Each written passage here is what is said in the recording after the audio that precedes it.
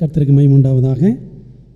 கர்த்தரை மகிமைப்படுத்தி இசையுடன் பாடல் வழங்கிய திருமதி மற்றும் திரு ஜேம்ஸ் அவர்கள் குடும்பத்திற்கு நான் நன்றி சொல்கிறேன்.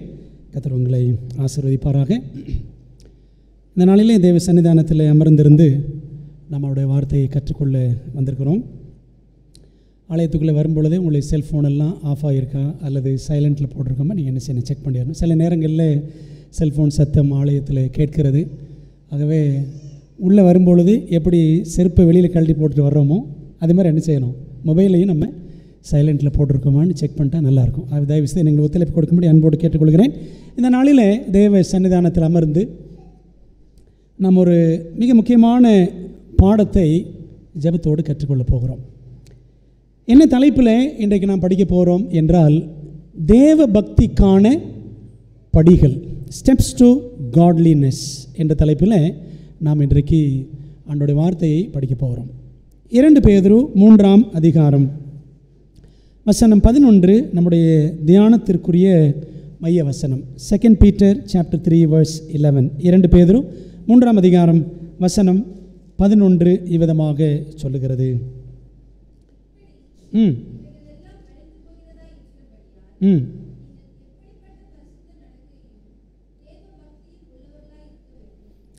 இப்படி இவைகளெல்லாம் அழிந்து போகிறதாய் இருக்கிறபடியால் நீங்கள் அப்படின்னு எழுதுகிறார் பேதுரு. இவைகளெல்லாம் வானம் பூமி எல்லாம் அழிந்து போகிறதாய் இருக்கிறபடியால் நீங்கள், என்ன அர்த்தம்?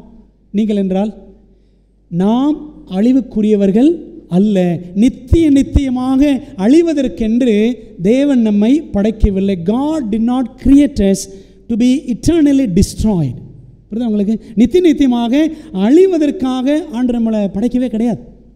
இப்படி இவைகளெல்லாம் அழிந்து போகிறதா இருக்கிறபடியால் நீங்கள், அழியாமைக்குரிய நீங்கள் எப்படிப்பட்ட பரிசுத்த நடக்கையும் தேவ பக்தியும் உள்ளவர்களாய் இருக்க வேண்டும் என்று இங்கே பேதுரு எழுதுகிறார். அன்பானவர்களே, நாம் உண்மையிலேயே தேவ பக்தி உள்ள கிறிஸ்தவர்களா? ஆர் வி ரியலி காட்லி கிறிஸ்டியன்ஸ் என்ற ஒரு கேள்வியை நம்ம எல்லாருக்கும் முன்பாக ஆண்டவர் வைக்கிறார். நாம் உண்மையிலேயே தேவ பக்தி உள்ள கிறிஸ்தவர்களா? தேவ பக்தி உள்ள கிறிஸ்தவர்கள் என்றால் கரெக்டாக சர்ச்சுக்கு வந்துடுறதா, அல்லது அழகாக ஆடை உடுத்தி வந்து விடுவதா? தேவபக்தி என்றால் என்ன என்பதை நாம் புரிந்து நடக்கிற கிறிஸ்தவர்கள் தானா? 2 தீமோத்தேயு 3ஆம் அதிகாரத்தில் முதல் 5 வசனங்கள் நாம் படித்தால் அதில் எப்படி ஆரம்பிக்கிறார் பாருங்கள். 1ஆம் வசனம் பைபிளில் நீங்கள் பார்த்தீங்கன்னு சொன்னால், மேலும் கடைசி நாட்களில் கொடிய காலங்கள் வருமென்று அறிவாயாக அப்படின்னு படிக்கிறோம். இல்லை நீங்கள் பார்த்தீங்கன்னா ஆன்லைனில் எடுத்த பைபிள் வசனம் இது. இந்த ஆன்லைன் பைபிள் வசனத்தை சிலர் நம்ப முடியாது, சரிங்களா? சிலர் மிஸ்டேக்ஸ் இருக்கும். அதில் 1ஆம் வசனத்தை காணும் பாருங்கள். பைபிளில் நீங்கள் பாருங்கள், 1ஆம் வசனம் என்ன சொல்லுது பைபிளில்? 2 தீமோத்தேயு 3ஆம் அதிகாரம் 1ஆம் வசனம், கடைசி நாட்களில் கொடிய காலங்கள் வருமென்று அறிவாயாக அப்படின்னு படிக்கிறோம். கொடிய காலங்கள், பெரியலஸ் டைம்ஸ், கொடிய காலங்கள் அப்படின்னு சொல்லிட்டு அடுத்து 2ஆம் வசனத்திலிருந்து பவுல் என்ன குறிப்பிடுகிறார்? மனுஷர்கள் தற்பிரியராயும்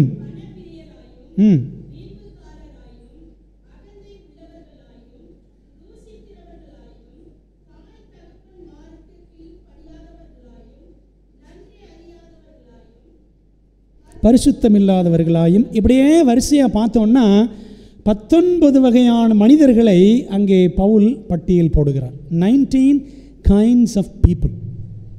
என்ன சொல்றாரு? கொடிய காலங்கள் சொல்லிட்டு கொடிய மனிதர்கள் யார் அப்படின்லாம் சுட்டி காட்டுறார், சரிங்களா?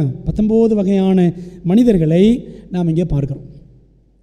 அப்படி தொடர்ந்து படித்தோன்னா, சுபாவ அன்பில்லாதவர்கள், இணங்காதவர்கள், அவதூறு செய்கிறவர்கள், இச்சையடக்கம் இல்லாதவர்கள், கொடுமை உள்ளவர்கள், நல்லோரை பகைக்கிறவர்கள், துரோகிகள், துணிகரம் உள்ளவர்கள், இருமாப்புள்ளவர்கள், தேவ பிரியராயிராமல் சுகபோக பிரியர் அப்படின்னு சொல்லிட்டு 5ஆம் வசனத்தில் வந்தோம் என்றால், verse 5ல் தேவ பக்தியின் வேஷத்தை தரித்து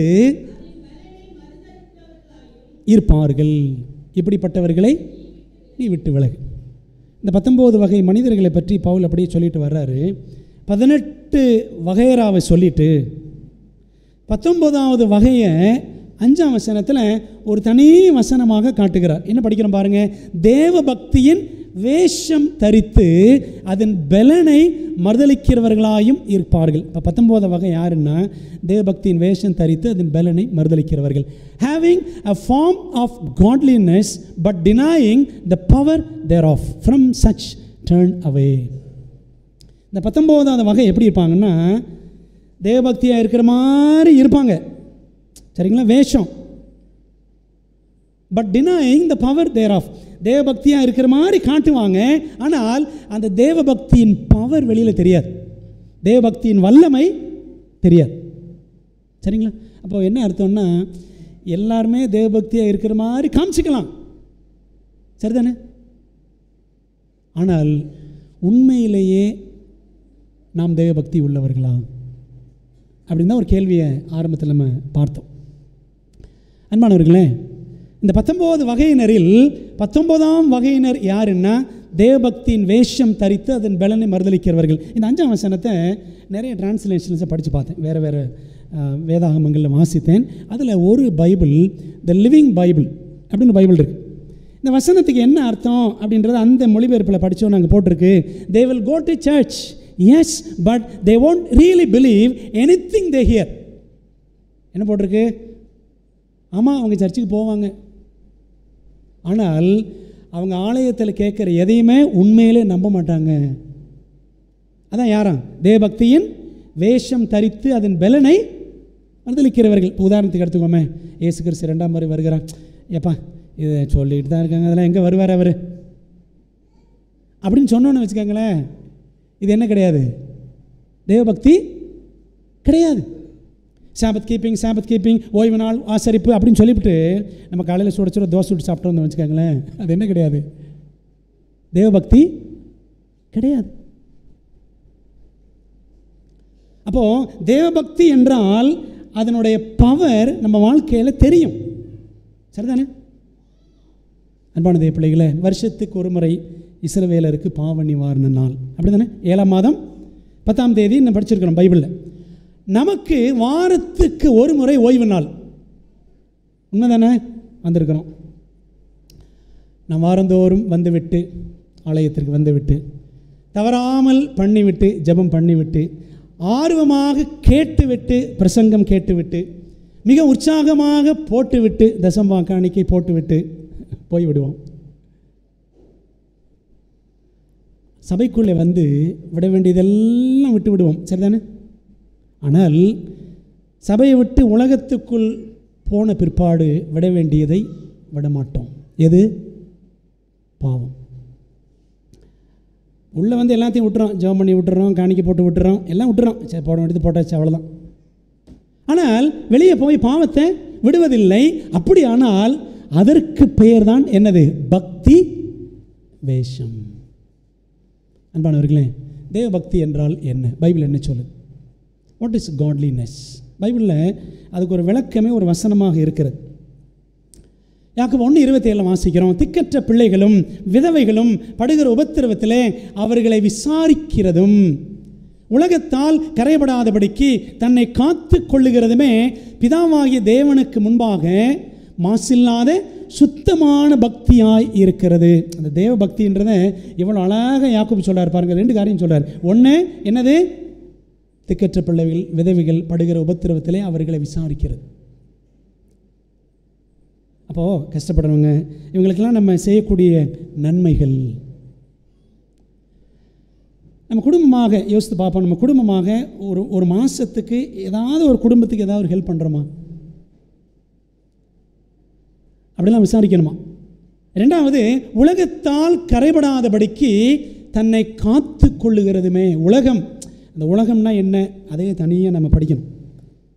உலகத்தால் கரைபடாதபடிக்கு தன்னை காத்து கொள்ளுகிறதுமே பிதாவாகிய தேவனுக்கு முன்பாக மாசில்லாத சுத்தமான பக்தி அப்படின்னு வாசிக்கிறோம். அது ஆங்கிலத்தில் நீங்கள் ஜேம்ஸ் 1:27 படித்து பாருங்கள். ஏன் ஆண்டவர் நம்மை படைத்தார்? மனிதனை படைத்த நோக்கம் என்ன? மல்கியா 2:15 படிக்கிறோம். அவர் ஒருவனை அல்லவா படைத்தார், ஆதாம். ஆவி அவரிடத்தில் பரிபூர்ணமாக இருந்ததே. அந்த ஆதாம்கிட்ட ஆரம்பத்தில் அந்த குணம் எப்படி இருந்துச்சு? பர்ஃபெக்டாக இருந்துச்சு. he was perfectly all right in the beginning when he was created. ஆரம்பத்தில் அவன் மிகவும் பரிபூர்ணனாய் இருந்தான். பின்ன ஏன் ஒருவனை படைத்தார்? ஏன் மனிதனை தேவன் படைத்தார்? காரணம் என்ன? தேவ பக்தியுள்ள சந்ததியை பெரும்படிதானே. சரிங்களா? மனிதனை ஆண்டவர் படைச்ச நோக்கம் தேவ பக்தி உள்ள சந்ததியை மனுக்குலம் பெற்றெடுக்க வேண்டும் அப்படின்னு சொல்லிட்டு சொல்றாரு பாருங்க. ஆகையால் ஒருவனும் தன் இளவயதின் மனைவிக்கு துரோகம் பண்ணாதபடிக்கு உங்கள் ஆவியை குறித்து எச்சரிக்கையாய் இருங்கள். மனைவிக்கு துரோகம் பண்ணாத. நீங்கள் இந்த 2ஆம் அதிகாரம் ஃபுல்லாக படித்து பாருங்கள். டைவர்ஸ் பற்றி பேசும், விவாகரத்து பற்றி பேசும். நீ விவாகரத்து சர்வசாதாரணமாகி போச்சு. 7th சர்ச்சில் சர்வசாதாரணம். அந்த அதிகாரத்தில் மேலே 14 வசனம், கீழே 16 வசனம் எல்லாம் படித்து பாருங்கள். ஆண்டு சொல்லியிருப்பார், ஐ ஹேட் டிவோர்ஸ், நான் தள்ளி விடுதலை வெறுக்கிறேன் அப்படின்னு ஆண்டு சொல்லியிருப்பார். பிரியமானவர்களே, அப்போ பாருங்களேன், ஒரு கிறிஸ்தவ குடும்பத்தை தேவன் ஏன் ஏற்படுத்துகிறார் அல்லது ஒரு மனிதனை ஏன் படைத்தார் என்று சொன்னால், அவன் வழியாக அல்லது கிறிஸ்தவ குடும்பத்தின் வழியாக என்ன வரணும்? தேவ பக்தியுள்ள சந்ததி பெற்றெடுக்கப்பட வேண்டும் என்பதுதான் தேவனுடைய நோக்கம்.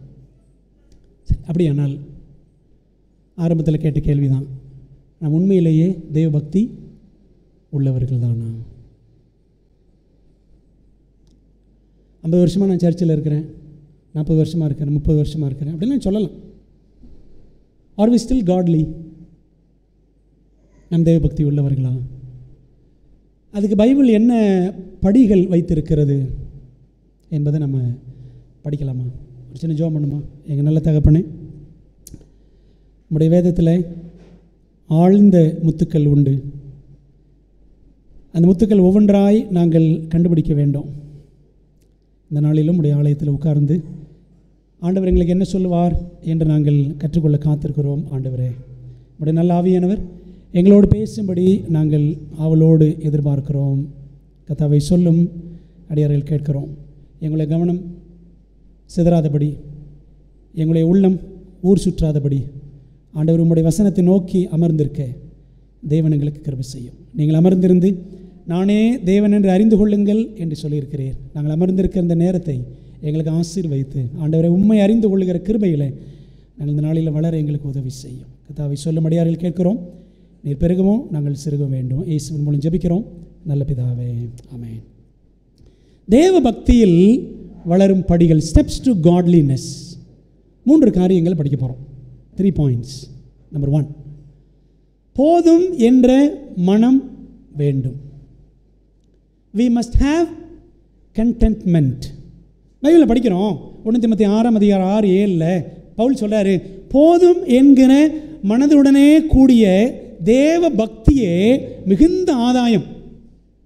Godliness with contentment is great gain.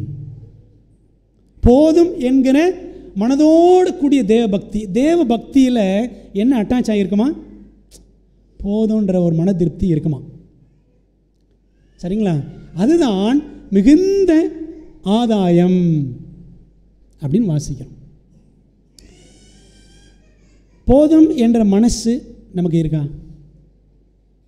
சரிங்களா? இப்போ தேவ பக்தியில் நம்ம வளர்கிறோம் அப்படின்னு சொன்னால் முதல் விஷயம் அந்த மன திருப்தி இருக்கணும். போதும் போதுங்க. ஆனால் பிரசங்கம் கேட்கும் பொழுது போதும் போதும் அப்படி நினைக்கூடாது. அந்த போதும் கிடையாது. சரிங்களா? அந்த போதும் இல்லை. போதும் என்ற மனதோடு கூடிய தேவ பக்தி, அதான் நமக்கு தேவை. என்னென்ன போதும்? முதலாவது பாருங்களேன், இந்த போதும்ன்றது கீழே பைபிள் என்னெல்லாம் சொல்லுது? உண்ணவும் உடுக்கவும் நமக்கு உண்டாயிருந்தால் அது போதும் என்று இருக்க கடவோம். And having food and raiment let us be therewith content. 1 தீமோத்தேயு 6:8 பவுல் சொல்கிறார், சாப்பிட்றதுக்கும் உடுத்துறதுக்கும் இருந்தால் போதும். ஏன் என்று சொன்னால், இந்த உலகத்தில் நாம் ஒன்றும் கொண்டு வந்ததில்லை. சரிதானே? ஒன்றும் கொண்டு வந்ததில்லை, ஒன்றும் கொண்டு போவதில்லை என்பது நிச்சயம். அதே அதிகாரத்தில் 1 தீமோத்தேயு 6ஆம் அதிகாரத்தில் இருக்குது. அப்போ பாருங்களேன், வரும்பொழுதும் ஒன்று கொண்டு வரல, போகும்பொழுதும் ஒன்று கொண்டு போகிறது கிடையாது. அப்போ அந்த இடைப்பட்ட காலத்தில் பிறப்புக்கும் இறப்புக்கும் இடையில நமக்கு என்ன வந்துடுது? இன்னும் வேணும், இன்னும் வேணும், இன்னும் வேணும், இன்னும் இவ்வளோ சம்பாதிக்கணும், இன்னும் இவ்வளோ சம்பாதிக்கணும், இன்னும் இத்தனை வருஷம் இருக்கணும், இன்னும் அத்தனை வருஷம் இருக்கணும் அப்படின்ற எண்ணம் நமக்கு வந்து விடுகிறது. அன்பானவர்களே, அப்போ பவுல் சொல்கிறாரு, போதும் என்ற மனநிலை. அதில் என்ன போதும்? உண்ணவும் உடுக்கவும் நமக்கு உண்டாயிருந்தால் அது போதும். ரெண்டாவது, உங்கள் சம்பளமே போதும்.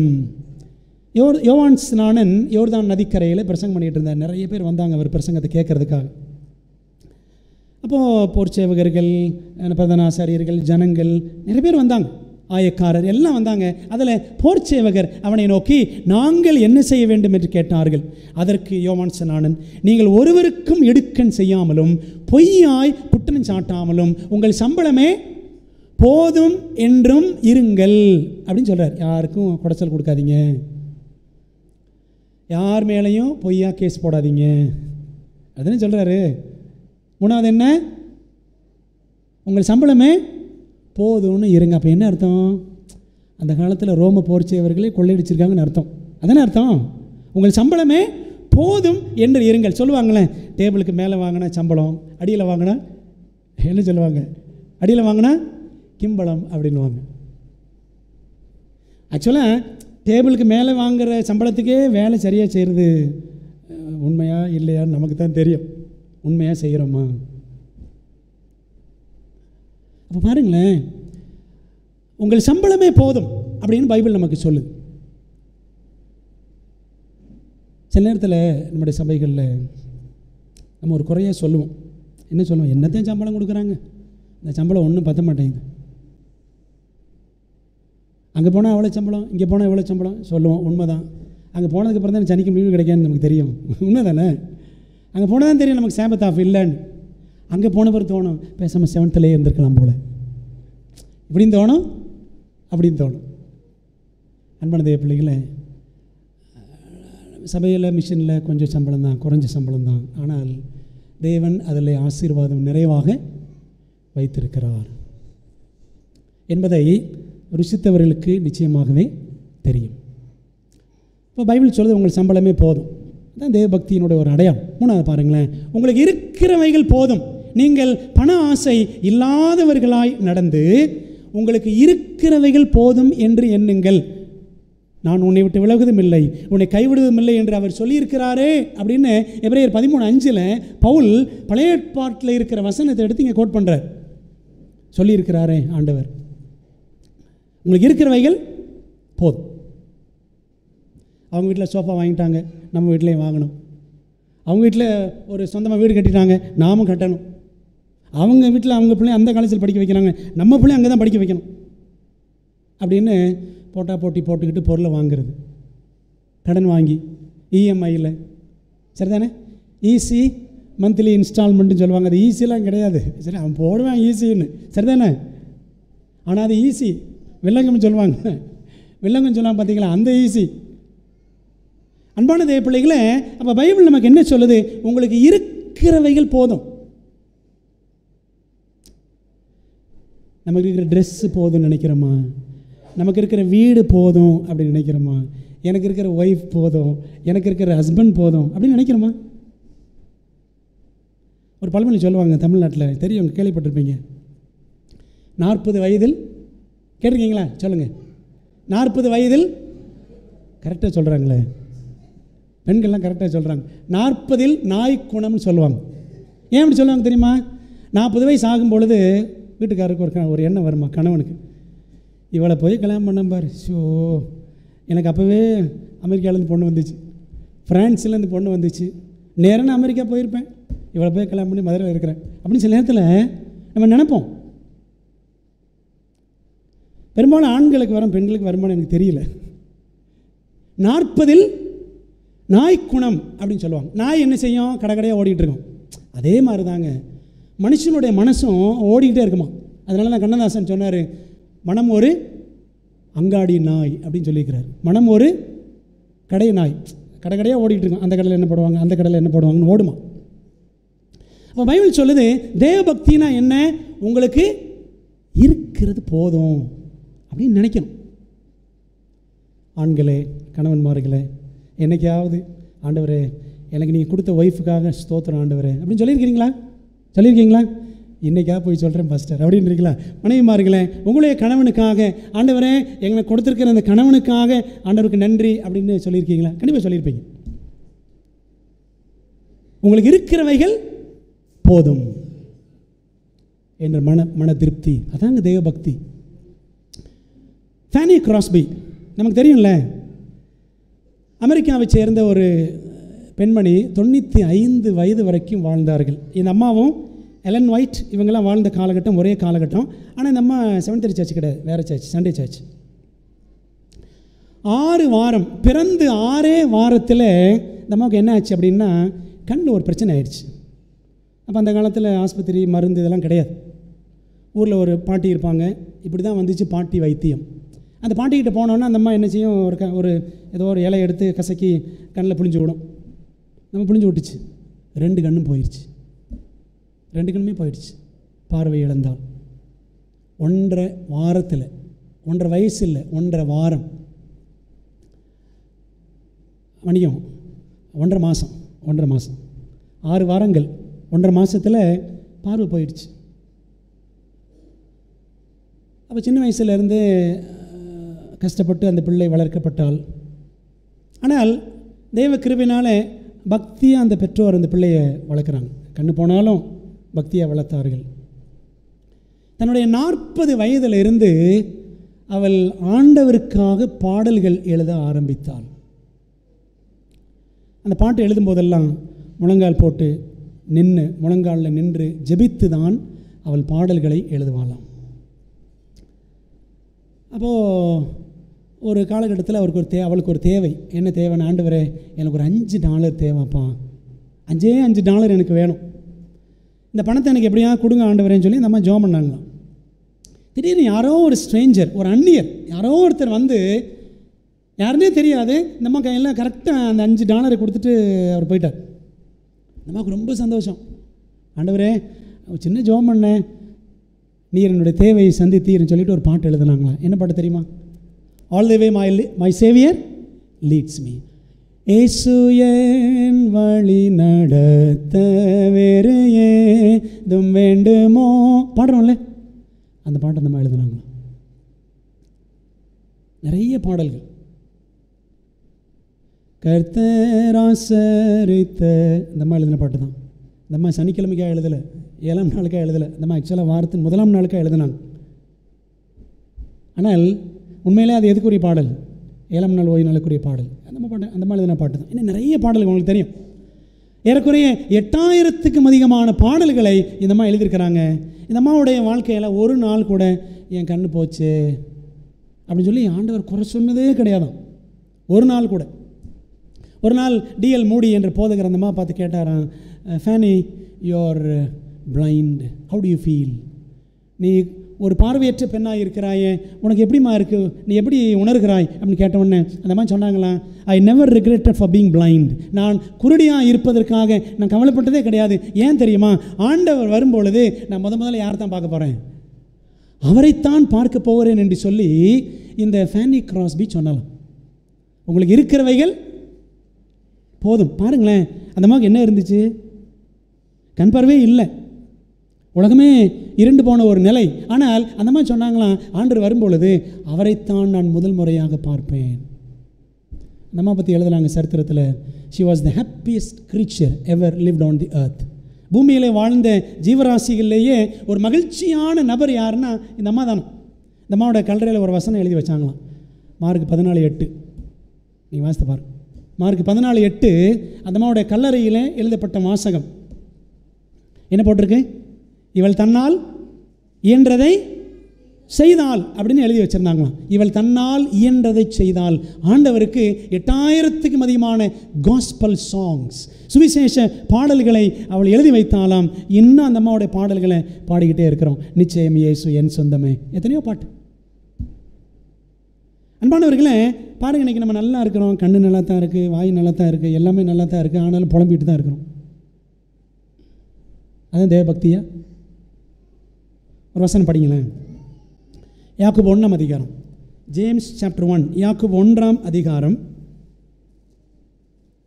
யாக்கோபு 1ஆவது அதிகாரம் வசனம் 26 படிங்களேன். 26.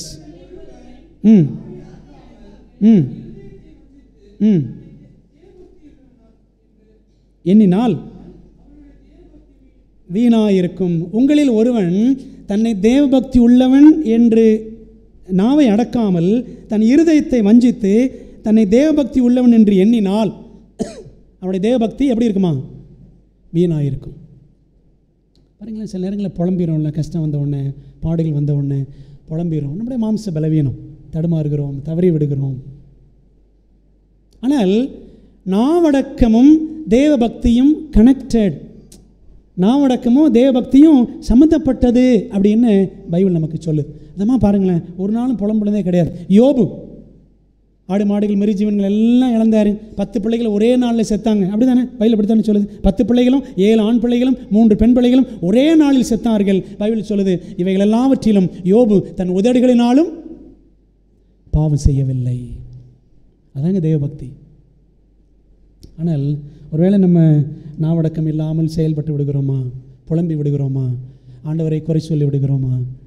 அதுக்கெல்லாம் நம்ம ஆண்டவர்கிட்ட மன்னிப்பு கேட்டு ஒப்படைத்து மனம் திரும்பி தேவனோடு ஒப்புரவாக வேண்டியது அவசியம் என்ற ஒரு பாடத்தை நமக்கு வேதம் கற்றுக் கொடுக்கிறது. நாலாவது என்ன போதும்? கடந்த கால பாவ வாழ்க்கை போதும். 1 பேதுரு 4:2-3 வசனங்கள் படிக்கிறோம். ஏனென்றால் மாம்சத்தில் பாடுபடுகிறவன் இனி மாம்சத்தில் இருக்கும் காலம் வரைக்கும் மனுஷனுடைய இச்சைகளின்படி பிழைக்காமல் தேவனுடைய சித்தத்தின்படியே பிழைக்கத்தக்கதாக பாவங்களை விட்டு ஓய்ந்திருப்பான். ஓய்வு நாள்னு சொல்கிறோம்ல, ஓய்வு நாள்னா வேலையை விட்டு ஓய்ந்திருக்கிறது. அதையும் தாண்டி இன்னொரு ஸ்டெப் சொல்லார் பாருங்க பேதுரு. எதை விட்டு ஓய்ந்திருப்பானா? பாவங்களை விட்டு ஓய்ந்திருப்பான். பாவங்களை விட்டு ஓய்ந்திருக்கிறோமா? Are we resting from our sins? சென்ற வாழ்நாள் காலத்தில் நாம் புறஜாதிகளுடைய இஷ்டத்தின்படி நடந்து கொண்டது போதும். அதாங்க அந்த வார்த்தை தான். நம்முடைய கடந்த கால பாவ வாழ்க்கை போதும் அப்படின்ட்டு பேதுரு சொல்லுகிறார். அப்பொழுது நாம் காம விகாரத்தையும் துரிச்சைகளையும் நடப்பித்து மதுபானம் பண்ணி களியாட்டு செய்து வெறி கொண்டு அருவருப்பான விக்கிர ஆராதனையை செய்து வந்தோம். அப்போ புறஜாதிகள் அப்படிலாம் இருந்திருக்கிறாங்க. காமவிகாரம், துரிச்சை, மதுபானம், களியாட்டு, வெறி, அருவருப்பான விக்கிர ஆராதனை இதெல்லாம் நாம் ஒரு காலத்தில் செஞ்சுருந்தோம், செய்து வந்தோம். ஆகவே இந்த கடந்த கால பாவ வாழ்க்கை போதும். அன்பான தேவ பிள்ளைகளை, என்றைக்காவது ஆண்டவர்கிட்ட நம்ம உபவாசம் இருந்திருக்கிறோம். என்ன இருந்திருக்கிறோம்? ஆண்டவரே பொண்ணு கிடைக்கணும், ஆண்டவரே மாப்பிள்ளை கிடைக்கணும், ஆண்டவரே பையனுக்கு சீட்டு கிடைக்கணும், வெளிநாட்டுக்கு விசா கிடைக்கணும், இப்படி தானே கேட்டிருக்கிறோம். இப்படி தான் கேட்டுட்டு இருக்கிறோம். ஆனால் நம்ம ஆண்டவர்கிட்ட உபவாசம் இருந்த, ஆண்டவரே என்னுடைய கோபத்தை நான் ஜெயிக்கணும், ஆண்டவரே என்னுடைய இச்சையை நான் ஜெயிக்கணும் அப்படின்னு குண வளர்ச்சிக்காக என்றைக்கா உபவாசம் இருந்து ப்ரே பண்ணியிருக்கணுமா? அது வேணும், அது வேணும், அது வேணும் அப்படி தான் உபவாசம் இருக்கிறோம். ஆண்டவரே என்கிட்ட இது வேணாம், என்கிட்ட இது ஒரு கெட்ட புத்தி இருக்கு, ஆண்டவரே இது வேணாம் அப்படின்னு சொல்லி என்னைக்கு உபவாசம் இருந்திருக்கிறோமா? இல்லை இல்லை, ரொம்ப ரேர். கடந்த கால பாவ வாழ்க்கை போதும். இந்த போதும் என்ற வரிசையில் 5வதா என் கிருபை உனக்கு போதும். ஆண்டவர் சொல்லிக்கிறாரு. பவுல்கிட்ட சொன்னார். பவுல் ஆண்டவர்கிட்ட வேண்டிக் கொண்டார். ஆண்டவரே என்னுடைய மாம்சத்தில் ஒரு முள் கொடுக்கப்பட்டிருக்கிறது, அதை என்னை குட்டும் சாத்தானாக இருக்கிறது, அதை மட்டும் நீங்கபடி ஆண்டவர்கிட்ட நான் 3 தரம் வேண்டிக் கொண்டேன். அப்போ ஆண்டவர் சொன்னார், பவுல் கேட்டது பதில் கொடுத்தார். ஆண்டவர் அந்த முள்ளை நீக்கினாரா? முள்ளை நீக்கலை. முள் இருக்க தான் செய்யும். சில நேரத்தில் சில வியாதிகள் வரத்தான் செய்யும். ஆண்டோடைய பிள்ளைகள் என்றால் வியாதிகள் வராது, நல்லா இருப்பாங்க, 100% ஆல் ரைட், எல்லாமே பர்ஃபெக்ட்லி ஓகே, நல்லா இருப்போம், நமக்கு வியாதியே வராது, கஷ்டமே வராதெல்லாம் கிடையாது, எல்லாம் வரும். வந்துச்சு, பவுலுக்கு வந்துச்சு. ஆண்டவரே என் முள்ளை நீக்கும்னு 3 முறை ஜெபம் பண்ணார். முள்ளை ஆண்டவர் நீக்கலை. ஏன்? இயேசுவே ப்ரே பண்ணார். ஆண்டவரே இந்த பாத்திரம் என்னை விட்டு நீங்கட்டும் அப்படி 3 தடவை ப்ரே பண்ணார். பிதா பாத்திரத்தை நீக்கிட்டாரா? பாத்திரம்னு என்னது? அந்த பாடுகள் நீக்கினாரா? நீக்கலை. ஆனாலும் ஆண்டவர் முடிச்சுத்தனை ஒப்பு கொடுத்துட்டார். சரிதானே? அதே போல தான் பிரியமானவர்களே, நம்முடைய வாழ்க்கையில் பிரச்சனைகள் வரும், பலவீனங்கள் வரும். என் கிருபை உனக்கு போதும், பலவீனத்தில் என் பலம் பூர்ணமாய் விளங்கும் என்றார். ஆகையால் கிறிஸ்துவின் வல்லமை என் மேல் தங்கும்படி என் பலவீனங்களை குறித்து நான் மிகவும் சந்தோஷமாய் மேன்மை பாராட்டுவேன், நான் மிகவும் துக்கமாய் புலம்புவேன் அப்படின்னு பவுல் சொல்லலை. என்ன சொல்லாரு? எனக்கு வரக்கூடிய பலவீனங்கள், நீங்கள் அடுத்த வசனம் படித்து பாருங்கள், 10ஆம் வசனம் பைபிள் படித்து பாருங்கள். 10ஆம் வசனம் படிச்சிங்கன்னா, எனக்கு நேரிடும் துன்பங்களிலும் இடுக்கண்களிலும் நிந்தைகளிலும் எல்லாத்துலேயும் நான் பிரியப்படுகிறேன் அப்படின்னு எழுதியிருப்பார். அன்பான தேவ பிள்ளைகளை, நம்முடைய வாழ்க்கையில் நெருக்கடியான சூழ்நிலைகள் என்னென்ன கடந்து சென்றாலும் ஆண்டோட கிருபை நமக்கு போதுமானதாக இருக்கிறது. ஆகவே அவருடைய கிருபையை நம்பி நீங்களும் நானும் வாழ்வோம் என்று சொன்னால் அதுக்கு பேர் தான் தேவ பக்தி. சரிங்களா? சரி, பவுல் கற்றதை நாம் கற்றுவிட்டோமா? சொல்றாரு பிலிப்பியர் 4:11-12, என் குறைச்சலினால் நான் இப்படி சொல்லுகிறதில்லை, ஏனெனில் நான் எந்த நிலைமையில் இருந்தாலும் மனரம்மியமாய், அதாங்க இந்த திருப்தி, மனரம்மியமாய் இருக்க கற்றுக்கொண்டேன். தாழ்ந்திருக்கவும் எனக்கு தெரியும், வாழ்ந்திருக்கவும் எனக்கு தெரியும். எவ்விடத்திலும் எல்லாவற்றிலும் திருப்தியாயிருக்கவும் பட்டினியாயிருக்கவும் பரிபூர்ணமடையவும் குறையப்படவும் போதிக்கப்பட்டேன். எனக்கு கொடுத்தாலும் கொடுக்காட்டினாலும், எனக்கு இந்த பொறுப்பு தந்தாலும் தராவிட்டாலும் நான் சர்ச்சுக்கு வருவேன். என் பெயரை சொன்னாலும் சொல்லாவிட்டாலும் நான் ஆலயத்தில் இருப்பேன். போதவர் வந்து ஒருவேளை போதகர் என்னை பார்த்தாலும் பார்க்காவிட்டாலும் நான் ஆலயத்துக்கு வருவேன். அப்படிலாம் இருக்கணுமா? இது வந்து பாஸ்டர் வர, இனிமேல் நான் வரமாட்டேன், எனக்கு இந்த வருஷம் இந்த பொறுப்பு கொடுக்கல, இனிமேல் நான் சர்ச்சுக்கு வரமாட்டேன். இது தேவ பக்தி கிடையாது. இது தேவ பக்தி கிடையாது. என்ன சொல்லாரு? தாழ்ந்திருக்கவும் தெரியும், வாழ்ந்திருக்கவும் தெரியும், எவ்விடத்திலும் எல்லாவற்றிலும் திருப்தியாயிருக்க பட்டினியாயிருக்க பரிபூர்ணமடைய குறையப்பட போதிக்கப்பட்டேன்.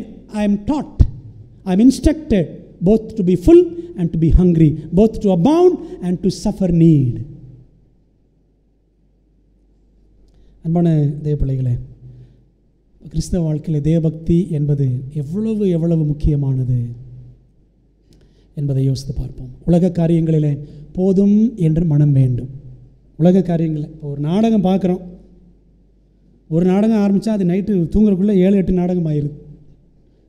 அப்படி தானே? சில நேரத்தில் சீரியல்லாம் ரொம்ப சீரியஸாக போயிட்டுருக்கு. ஆண்டவர் வந்துட்டா கூட அந்த நாடகம் முடியாத போல தெரியுது, போய்கிட்டே இருக்கு.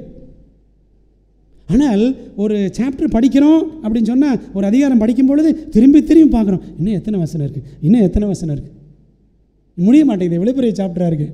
ஆனால் நாடகம் மட்டும் முடிஞ்சிருச்சுன்னா, இப்போ முடிச்சுட்டானே நல்ல சீனில் அப்படி நினைக்கிறோம்ல. என்னைக்கா நாடகம் பார்க்கும்பொழுது போதும்னு நினைக்கிறோமா? ஆனால் பைபிள் படிக்கும் பொழுது இத்தனை வசனம், இவ்வளோ பெரிய சாப்டர் இருக்கு. அப்படிதான் உங்களுக்கு நம்முடைய மைண்ட் அப்படி தான் இருக்குது. உலக காரியங்களிலே போதும் என்ற மனம் வேண்டும், பரலோக காரியங்களில் என்ன வேணுமா? போதாது என்ற மனம் வேண்டும். ஒரு சாப்டர் பத்தாதுங்க, இன்னொரு சாப்டர் படிப்போம். 10 நிமிஷம் ஜோம் பண்ண இல்லைங்க, இன்னொரு 10 நிமிஷம் ஜோம் பண்ணுவோம். தனியாக சொன்னேன், சர்ச்சில் வந்து 10 நிமிஷம் ப்ரே பண்ணிடக்கூடாது, சரிங்களா? மேடையில் வந்து 10 நிமிஷம் 20 நிமிஷம் அப்படிலாம் பண்ணக்கூடாது. தனி ஜெபம் நம்ம எவ்வளோ நேரம் பண்ணலாம். அன்பான தேவ பிள்ளைகளை, அப்போது நம்முடைய மனநிலை எப்படி இருக்கிறது அப்படின்னு யோசித்து பார்த்துக்குவோம். இன்றைக்கி திருச்சபைகளில் தேவபக்தி கூடியிருக்கா குறைஞ்சிருக்கா? என்ன காரணம்? 5 testimonies, பேஜ் 166 எலன் வைட் சொல்கிறாங்க பாருங்கள். சபைகளுக்கான சாட்சி ஆமங்கள் பாகம் 5 பக்கம் 166. The power of godliness has almost ceased to be in our churches. And why is this? அந்த தேவபக்தியின் வல்லமை நம்முடைய சபைகளிலே இன்றைக்கு ஏறக்குறைய இல்லை அப்படின்றாங்க. ஏன் தேவபக்தி இல்லை? The Lord is still waiting to be gracious. He has not closed the windows of heaven. கர்த்தர் இன்னும் நம்மீது கிருபையாயிருக்க காத்திருக்கிறார். அவர் பரலோகத்தின் பலகணிகளை அடைத்து விடவில்லை. We have separated ourselves from him. நாம் தான் அவரை விட்டு பிரிந்து விட்டோம். We need to fix the eye of faith upon the cross and believe that Jesus is our strength, our salvation. நம்முடைய கண்களை, நாம் விசுவாச கண்ணை சிலுவையின் மீது பதித்து, இயேசு என் பலன், என் ரட்சிப்பு என்று நாம் விசுவாசிக்க வேண்டும். சரிங்களா? ஏன் இன்னைக்கு தேவபக்தி இல்லாமல் போகுது சபையில் அப்படின்னா, இதுதான் காரணம். நம்ம ஆண்டவரை விட்டு பிரிஞ்சிட்டோம். சர்ச்சுக்கு வர்றதுனால நம்ம ஆண்டவரோட ரொம்ப கனெக்டாக இருக்கிறோம் அப்படின்னு அர்த்தமா? வாரத்துக்கு ஒரு நாள் வந்துட்டு போயிடலாம். ஆனால் மற்ற நாட்கள் ஆண்டவரோட நெருங்கி இருக்கிறோமா? அதான் கேள்வி. ரெண்டாவது, இப்போ தேவபக்தியில் வளர்வதற்கான படிகள் என்ன? முதல்ல என்னது? போதும் என்ற மனம் வேண்டும். ரெண்டாவது, சத்திய அறிவில் நாம் வளர வேண்டும். we must grow in the knowledge of truth. பைபிளில் படிக்கிறோம் பாருங்களேன், தீத்து 1:3 பொய் உரையாத தேவன் ஆதி காலம் முதல் நித்திய ஜீவனை குறித்து வாக்குத்தத்தம் பண்ணி அதை குறித்த நம்பிக்கையை பற்றி தேவபக்திக்கு ஏதுவான சத்தியத்தை அறிகிற அறிவும். நமக்கு ஆண்டவர் இட்டர்னல் லைஃப் ப்ராமிஸ் பண்ணியிருக்கிறாரு, நித்திய ஜீவன். எப்பா இயேசு விசுவாசிக்கிறவங்களுக்கு நித்திய ஜீவன் அப்படின்னு சொல்லிட்டாரு. ஆனால் நித்திய ஜீவன் நமக்கு ஆண்டவர் கொடுப்பேன்னு சொல்லிட்டாலும் நாம் என்ன செய்யணுமா? தேவபக்திக்கு ஏதுவாக சத்தியத்தை அறிகிற அறிவில் வளரணும்.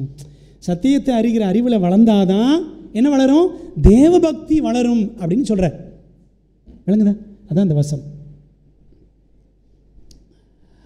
நம்முடைய முதல் வேலை என்ன? வாழை பிள்ளைகள், எஸ்பெஷலி பாய்ஸ், காலை எந்திரிச்சோன்னே முதல் வேலை என்ன? எல்லாருக்கும் முதல் வேலை எந்திரிச்சோன்னே போனத்தான் தேடுறோம்.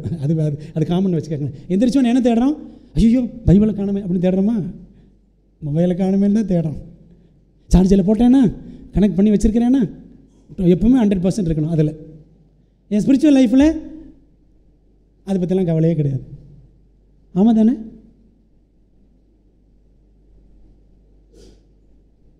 சீர்கேடும் கிளவிகள் பேச்சுமாயிருக்கிற கட்டுக்கதைகளுக்கு விலகி தேவபக்திக்கு ஏதுவாக முயற்சி பண்ணு. Exercise thyself rather and to godliness. அதாவது தேவையில்லாத கதைகள்லாம் பேசுறதை விட்டுட்டு தேவபக்திக்கு ஏதுவாக முயற்சி பண்ணு. சரீர முயற்சி அற்ப பிரயோஜனம் உள்ளது. தேவபக்தியானது இந்த ஜீவனுக்கும் இதற்கு பின்வரும் ஜீவனுக்கும் வாக்குத்தத்தம் உள்ளதாகையால் எல்லாவற்றிலும் பிரயோஜனம் உள்ளது. சரீர முயற்சி இப்படி எடுத்துக்கோமே, எக்ஸசைஸ் பண்ணுறோம், ஜிம்முக்கெல்லாம் போகிறோம், சரிதானே?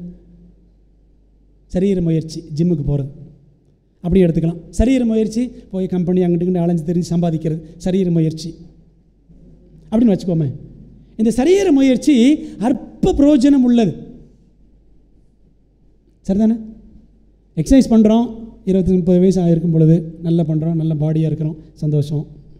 ஆனால் அந்த பாடி என்றைக்குமே அப்படி தான் இருக்குமா? இல்லை, சரிதானே? அதான் அர்த்தம். சரீர முயற்சி அற்ப பிரயோஜனம் உள்ளது. எவ்வளோ ஓடி சம்பாதிக்கிறோம், சம்பளம் கிம்பளம் எப்படி வச்சுக்கோங்களேன். ஆனால் இதுக்காக இவ்வளோ பிரயாசப்படுறோம், சம்பாத்தியத்துக்காக, இந்த உடலுக்காக இவ்வளோ முயற்சி பண்ணுறோம். ஆனால் தேவபக்திக்கு ஏதுவாக முயற்சி பண்ணுகிறோமா?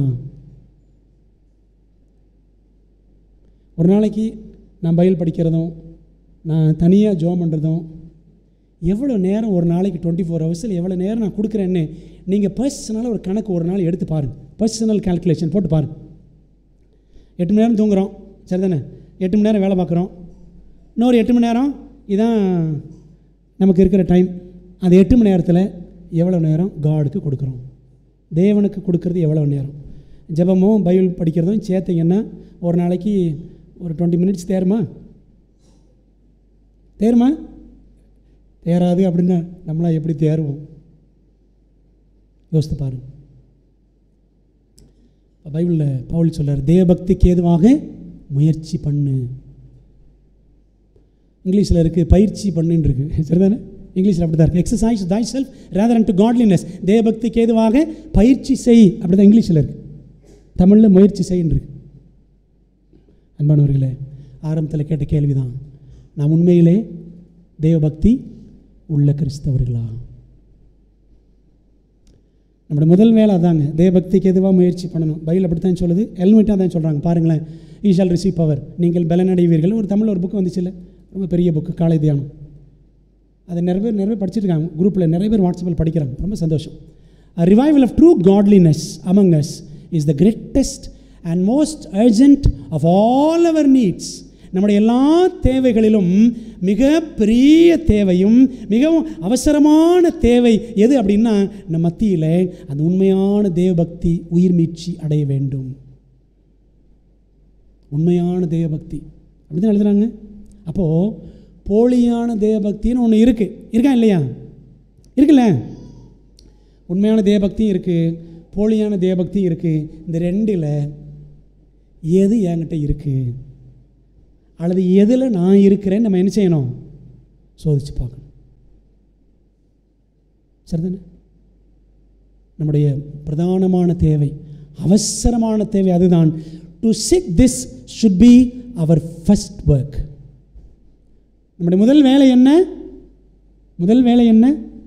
அந்த உண்மையான தேவபக்தி நம்மிடத்தில் வளரணும்னு முயற்சி பண்ணுறோம் பார்த்தீங்களா? இதுதான் நம்முடைய முதல் வேலை.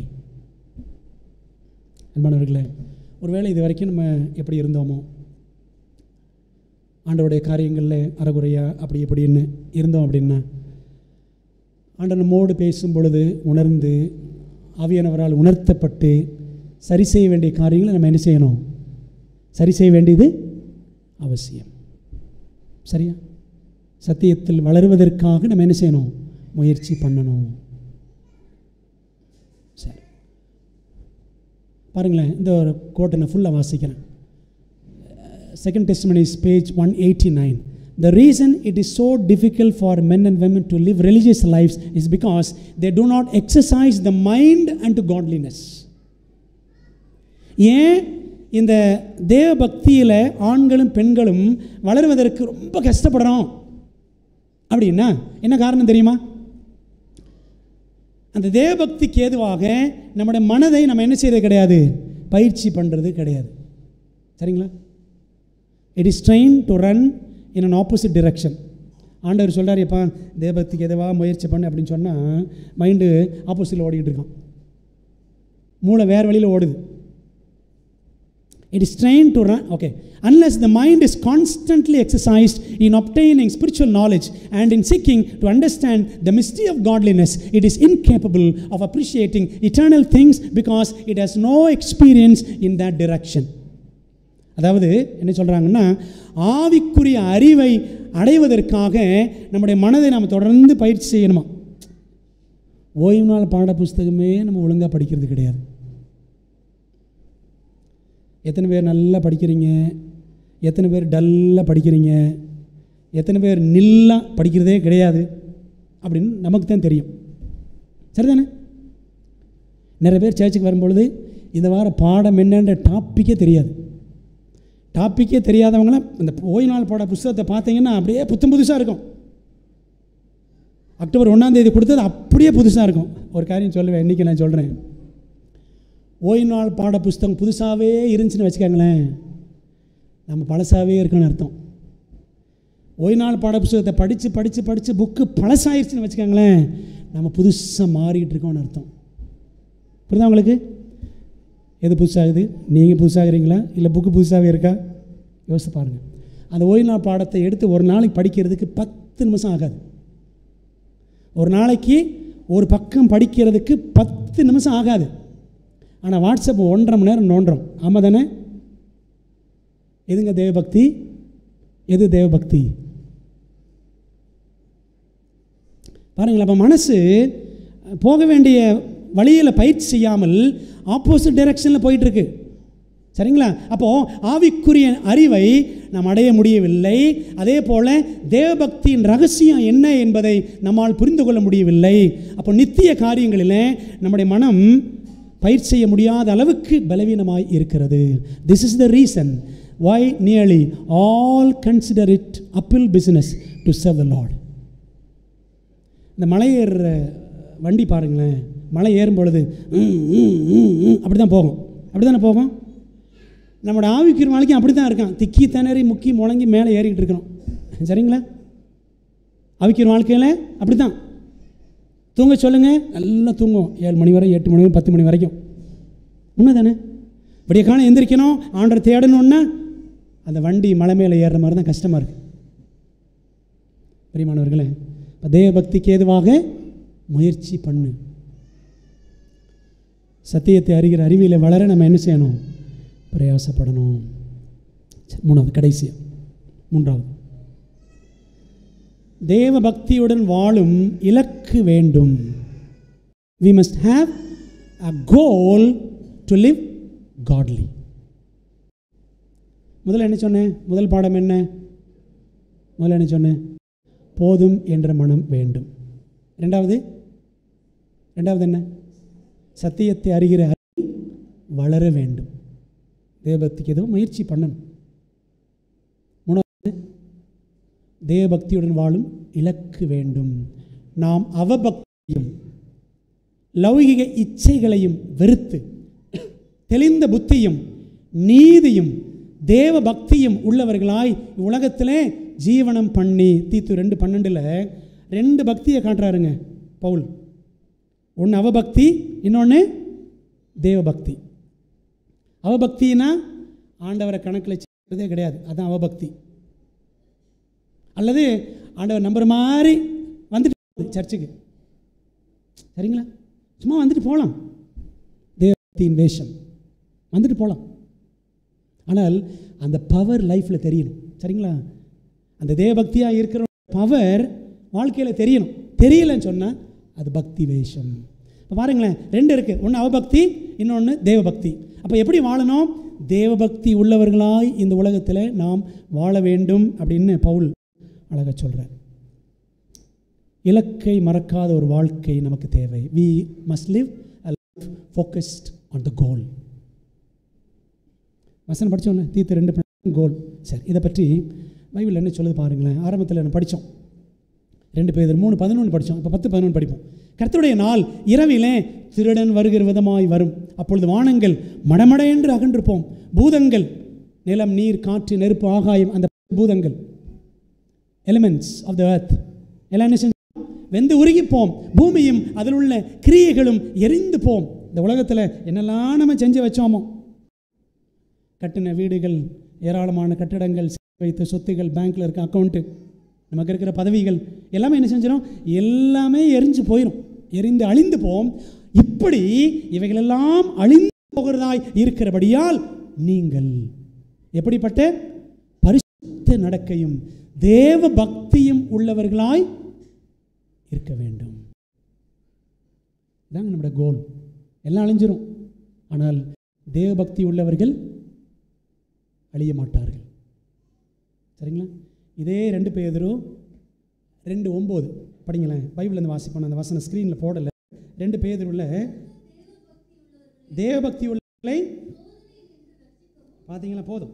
கர்த்தர் தேவபக்தி உள்ளவர்களை சோதனை நின்று அழிவிலிருந்து ரட்சிக்கவும்.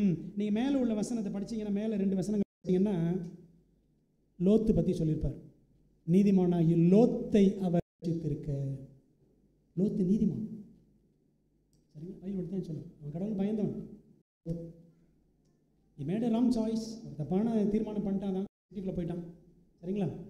போய் அதனுடைய பழக்க வழக்கங்கள் எல்லாம் குடும்பம் அடாப்ட் ஆகிடுச்சு, அவனுடைய குடும்பம், சரிதான். ஆனால் அவன் அங்கே இருந்தாலும், அந்த நகரத்திற்குள்ளே அவன் இருந்தாலும், அவன் என்ன செய்தானா? எச்சரிப்பை கொடுத்து கொண்டே இருந்தான். ஹெல்மெட் அப்படி தான் எழுதுவாங்க.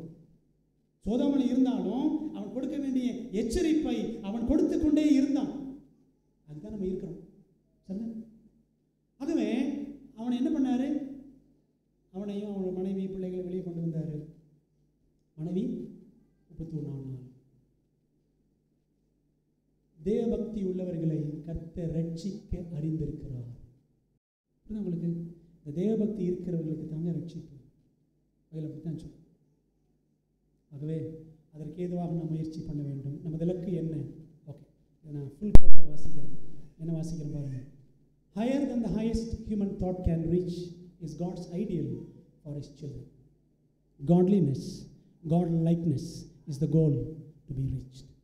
கல்வி பக்கம் 18 ஹெல்மெட் எழுதுகிறாங்க. மானிட சிந்தனை அடையக்கூடிய உயரத்தை விட மிகவும் உயர்வானது தமது பிள்ளைகளுக்கான தேவனின் லட்சியமாகும். ஆண்டவர் உங்களுக்கு எனக்கும் ஒரு லட்சியம் வச்சிருக்காருங்க. God has a goal for you and me. God has an ideal for us together. நம்ம எல்லாருக்கும் சேர்த்து ஆண்டவர் ஒரு லட்சியம் வச்சிருக்கிறார். என்ன லட்சியம்? தேவ சாயலும் தேவ பக்தியும் தேவ சாயலுமே அடைய வேண்டிய இலக்கு ஆகும். தேவ பக்தி படித்தோம்ல, அதெல்லாம் பார்த்துட்டோம். தேவபக்தி அடையணும். அப்புறம் தேவ சாயல், காட் லைக்னஸ். என்ன அர்த்தம்? கிறிஸ்துவை போல் ஒவ்வொருத்தர் என்ன செய்யணுமா? மாறும். அதாங்க தேவ சாயல். அப்போது அந்த தேவ பக்தி, இந்த தேவ சாயல், இதுதான் இலக்கு. ஆக பிரியமானவர்களே, என்ன செய்யணும்? நாம் சுற்றிலும் பார்த்து சுதாரித்து கொண்டு தேவ பக்தியுடன் வாழ்வதே நமது குறிக்கோள். சுற்றியும் பார்க்கணும், என்னெல்லாம் நடக்குது உலகத்தில், நடக்கிற அக்கிரமங்கள், அநியாயங்கள், இதெல்லாம் பார்த்து சுதாரித்து கொண்டு என்ன செய்யணுமா? தேவபக்தியோடு வாழ வேண்டும். சுற்றிலும் பார்த்துட்டு என்னெல்லாம் நடக்குதோ அதை பார்த்து நாமும் அதை செஞ்சுட்டு இருக்கக்கூடாது. சரிங்களா? உலகத்தில் நடக்கிற காரியங்கள், அதனுடைய செல்வாக்கு, அந்த தீமையின் பாதிப்பு நம்மிடத்திலே தெரிந்து விடக்கூடாது. அதை பார்த்து சுதாரிச்சுக்கணும். தேவனுக்கு பிரியமாய் வாழ நாம் முயற்சி செய்ய வேண்டும். ஆக அன்பானவர்களே, ஆண்டுக்கு நம்ம ஒப்புக் கொடுப்போம். தேவன் எதிர்பார்க்கிற அந்த குறிக்கோள், லட்சியம் நம்முடைய வாழ்க்கையில் நிறைவேற அர்ப்பணிப்போம். கர்த்தர் நம்மை ஆசீர்வதிப்பாராக.